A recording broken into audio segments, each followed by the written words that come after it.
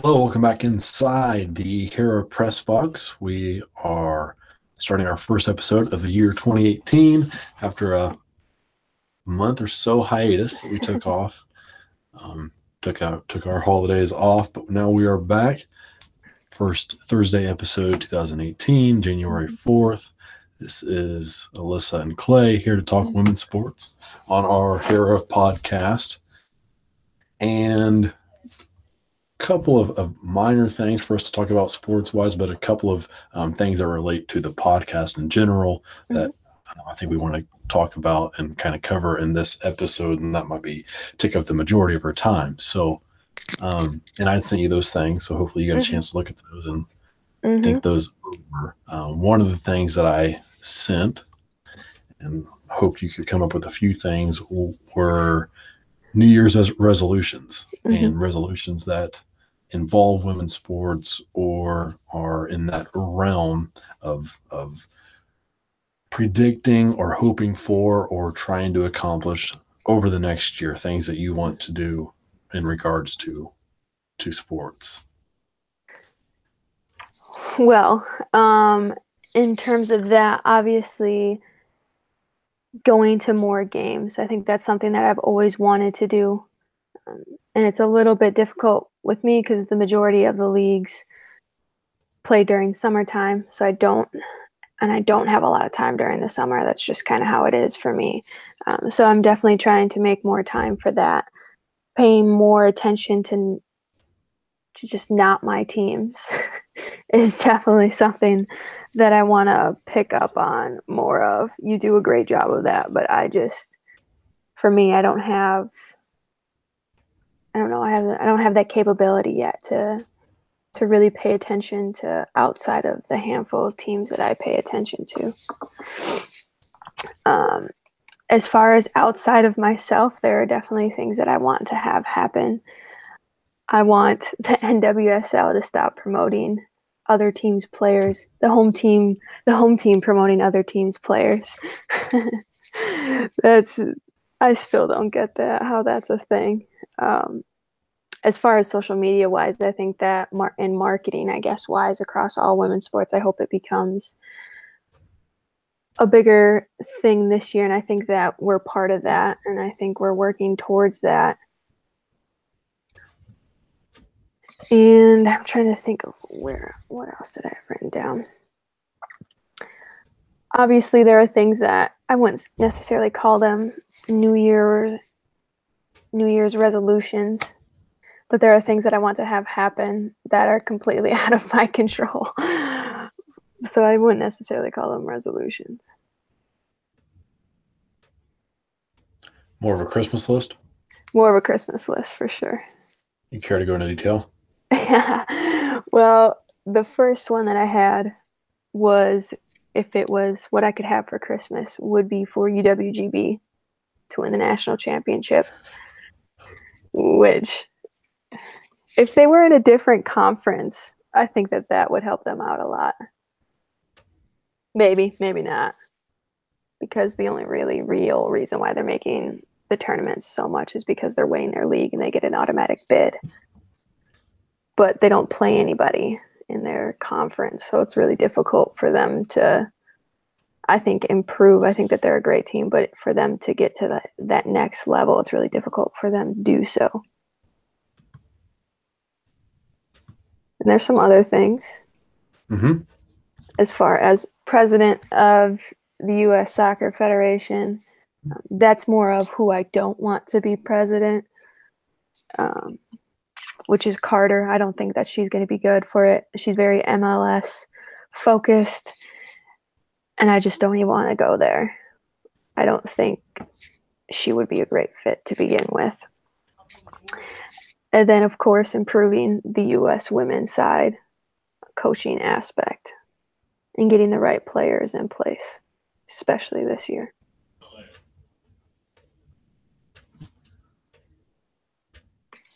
That's what I got.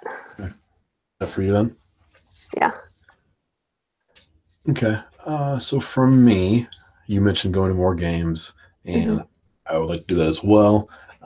I've been to 3 Red Star games now. Went with 2 last year. Went with one year before that. So I have 3 down here for 3 Red Star games. What I like to go to, and then go to WNBA game, in National Pro Fast Pitch game, and then start to go to more collegiate soccer venues as well. I know I wanted to last year and didn't get to.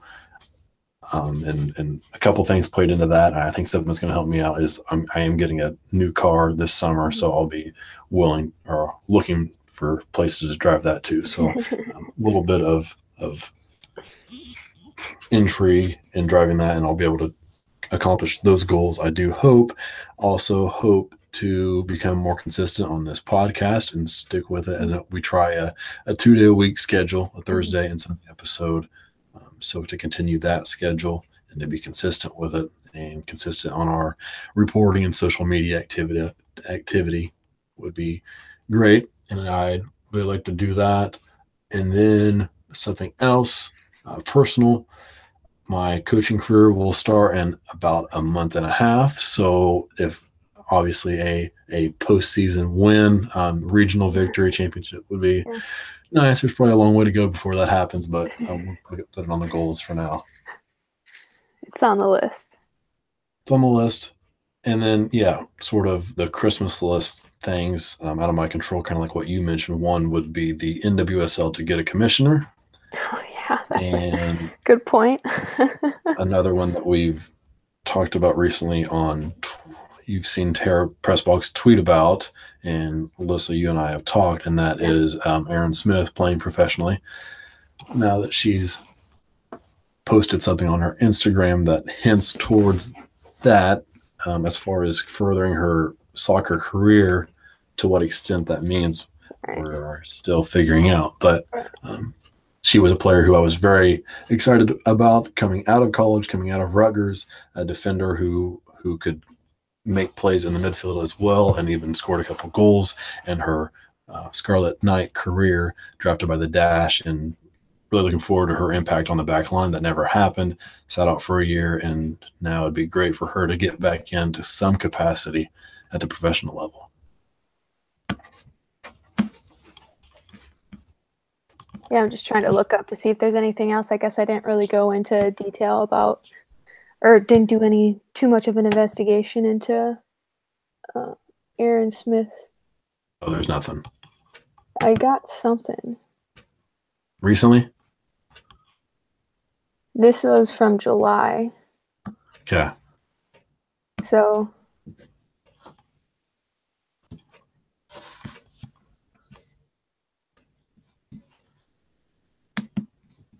oof. Yeah, I don't think she's definitely not playing in Houston.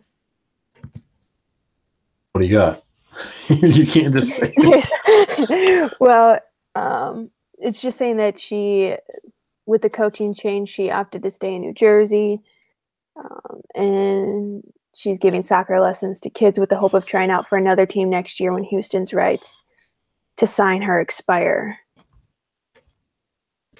She says ideally she'd like to play for Sky Blue FC, New Jersey's NWSL team. It looks like she wants to stay in New Jersey. Yeah, and that would put her on the same line as Erica Skrosky, which they played 2 years together at Rutgers. 2 or 3, actually, I guess. Yeah, that's all that I can find as of. And that's from July. That is from July 13th of last year. So probably the closest thing that we're going to get to her coming back. Oh, no, this might not be it. Okay, so you have a trade proposal. Oh, gosh. It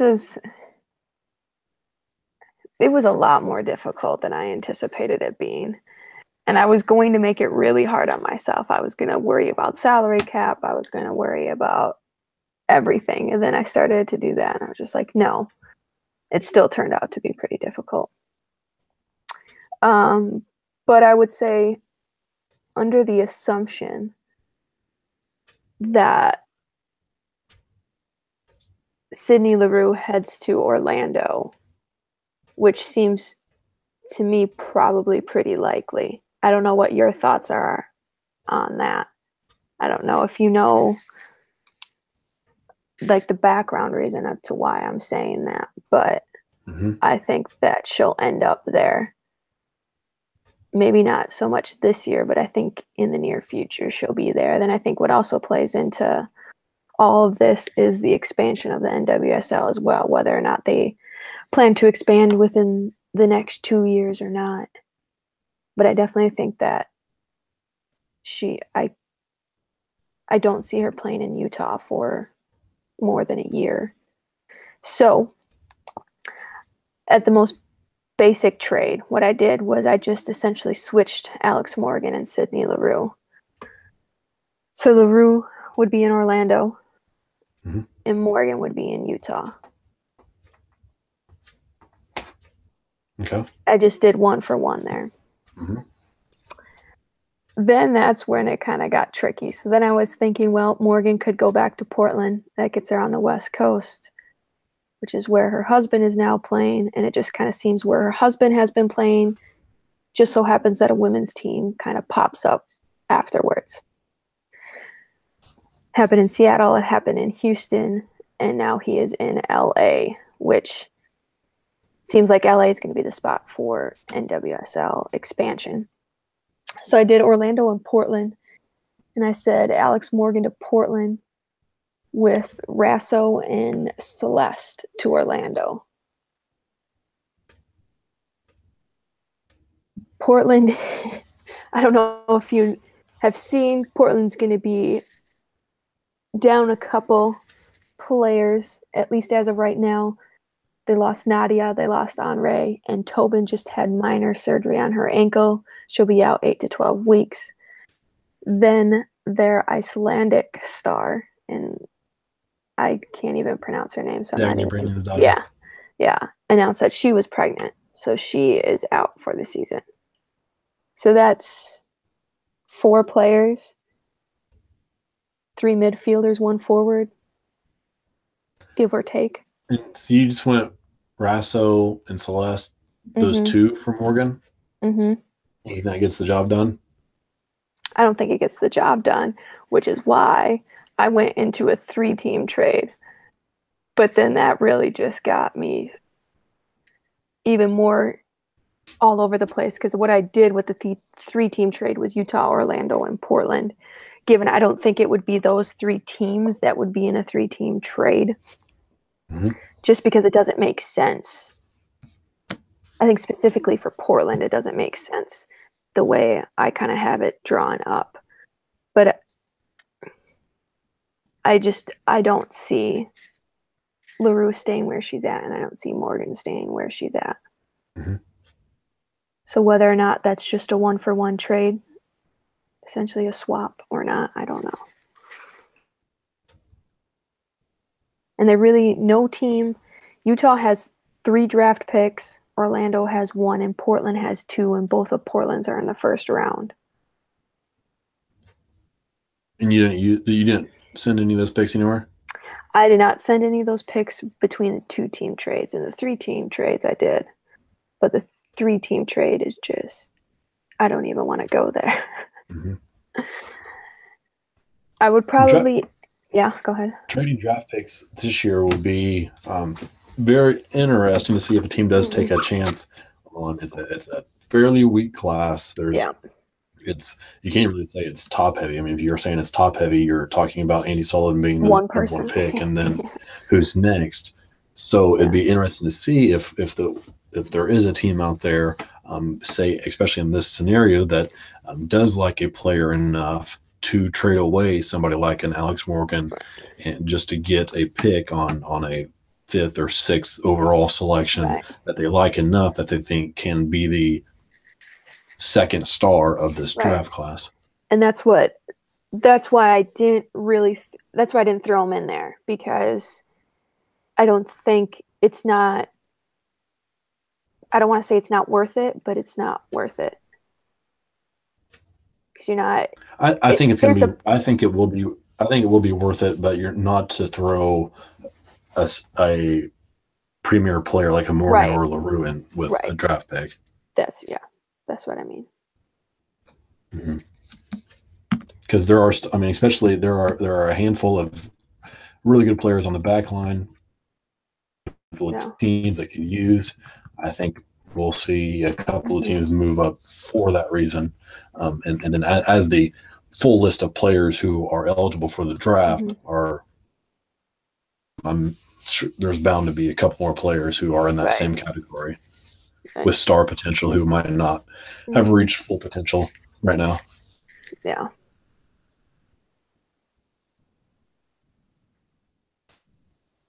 That draft is January 18th, 10 o'clock a.m. They have been streaming it online. What's that? I think it's Eastern time, so it's 9 here. 11 o'clock Eastern time. No, I think it's 10 o'clock. Central. Oh, okay.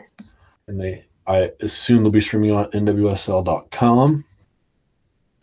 It's not confirmed, but I believe that's what they've done in the past. As I mentioned, Andy Sullivan, most likely going to be number 1 overall to the Washington Spirit. I would hope so.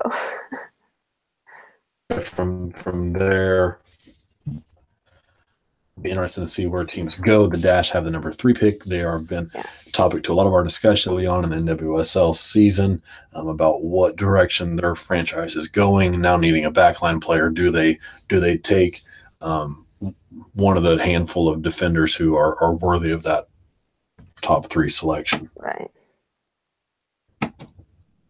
So we will keep our eye on that big board, our eye on those prospects who have registered for the draft. I will be putting together a mock draft. I don't know if you'll go that far or if you'll maybe put a first round together and we can look over that. That'd be fine with me. I do have some shoes to fill from my performance last year as far as mock draft. Pretty close, I'll say. Yeah. I was well enough to battle Chris Henderson as far as predictions and getting a few calls right on the head, including that Aaron Smith pick to the Dash in the 4th round. Yeah. So I feel good about myself from that. I'll probably be big-headed going into this year, but that's fine. It's just one kind of tidbit that I ended up coming across, and it's just completely rumors, and I really haven't been able to find anything else out about it, was that there are circulating rumors that Kerr might be headed overseas to play. And Sky Blues got the 4th and the 5th pick. So that would change their philosophy of things. Pretty heavily, I would say. And Leah Galton left.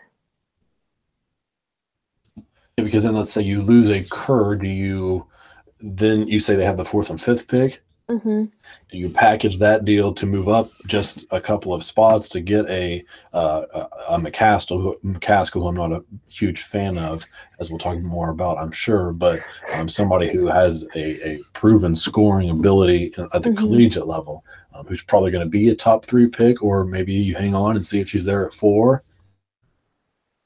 Yeah, so that's because who's... You think she'll be around by 4? I guess that's a risk you got to take if you're not going to move up. Yeah, she's 2, 3, or 4. Yeah. Also, Michaela Baum from West Virginia will be there. 1st round pick. I would assume she's 1st rounder. I haven't seen any projections for her yet, but she does have that ability to be a 1st round pick.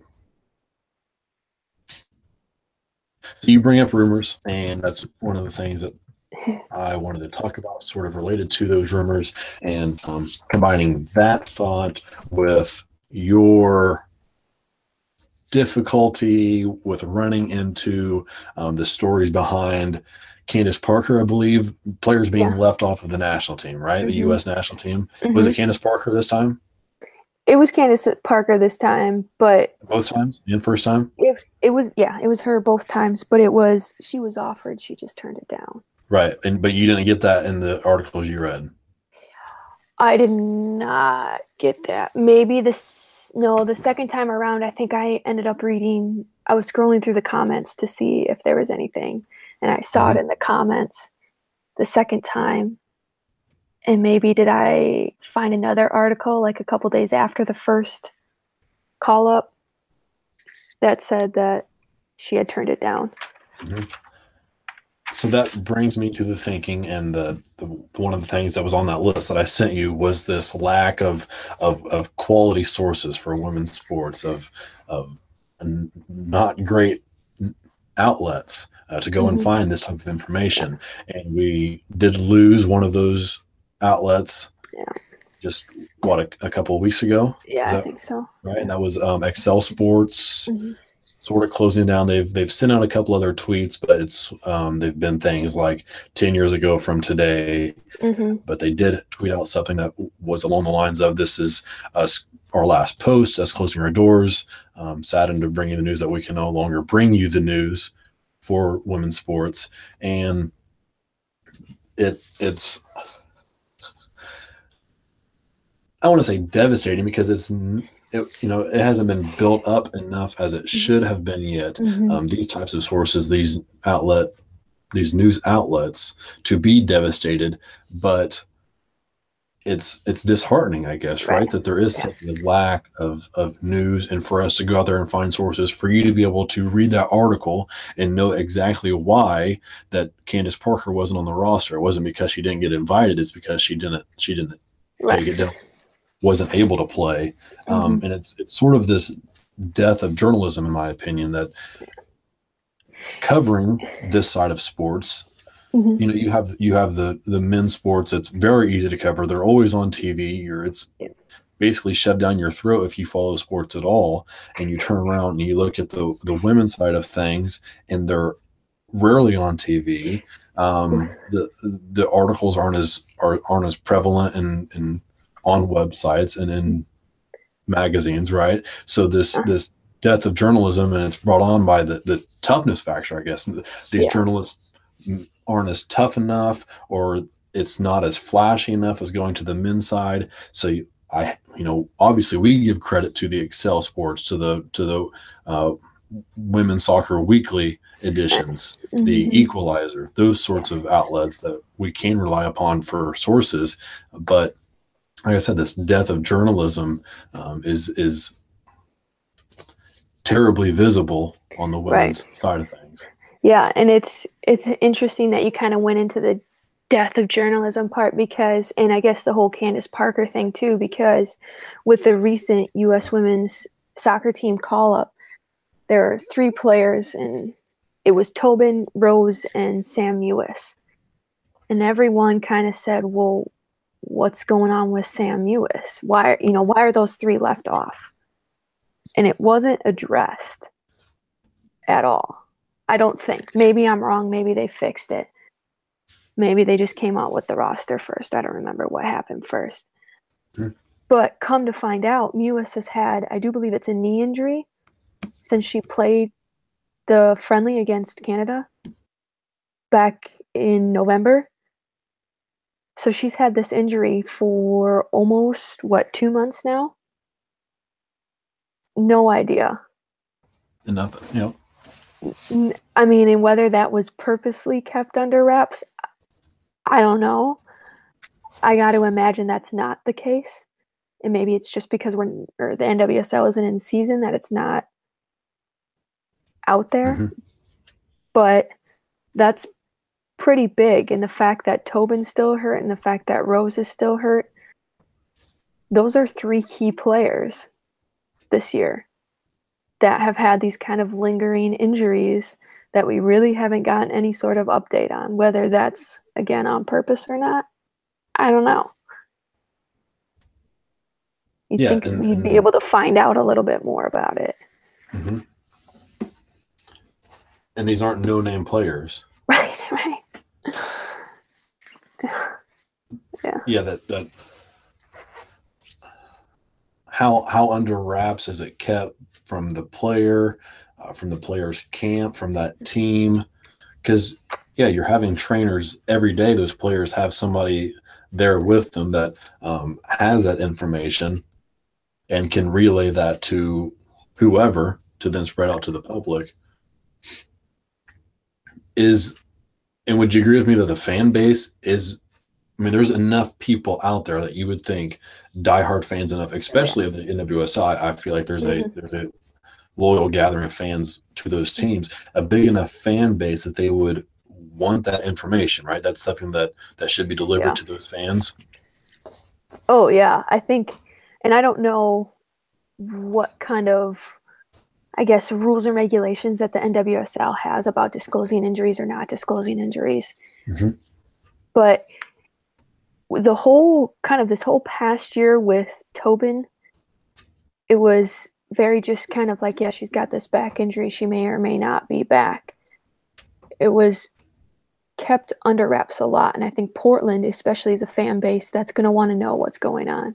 Not that they necessarily need to know what's going on, but I think that especially in her case that there's a fan base for that. And I think in both or all three cases with Mewis, Lavelle, and Tobin, there's, I mean, I want to know. I don't know.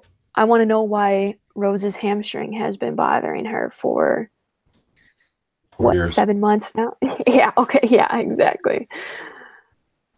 And what's going on with that? Is that something that's a long-term concern? Is that something that she doesn't, for whatever reason, isn't getting the proper treatment for it? Is she pushing too hard with rehab? What's going on? Right. And just kind of putting it in visual terms, you would turn on an ESPN and on down on the bottom on the ticker, you would see some type of update that a player is on schedule, that they're ahead of schedule, that they're this many weeks away from finishing rehab, from starting this type of physical training. Having that type of information would be wonderful to have for female athletes in general, which you're right that we don't necessarily see at all.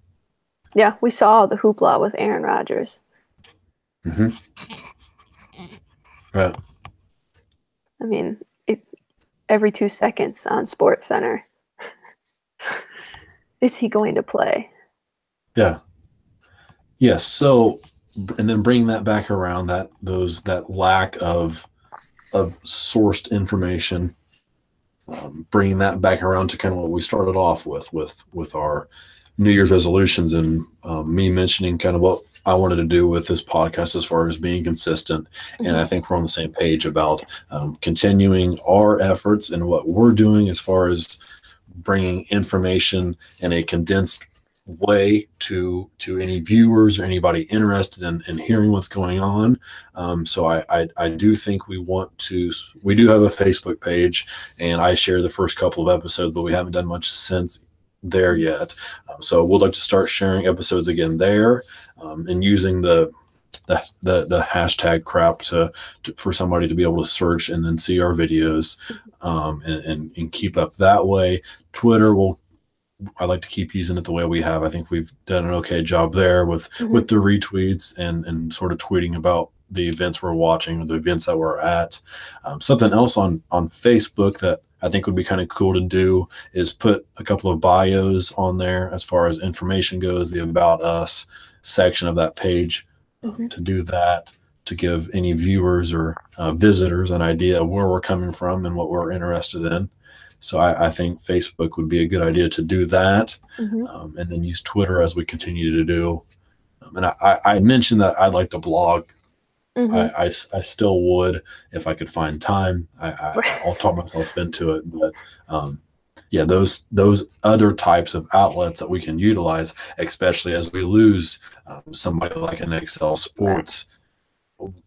I think I tweeted from my personal account to you that day that it kind of opened the door for another source to step up, and not saying that Hera Press Box is there at the door right now, but I do enjoy the way we do this and the way we throw things together, and I think we're improving. So I think it's something that we can work ourselves to, or build something that somebody can take and run with as well.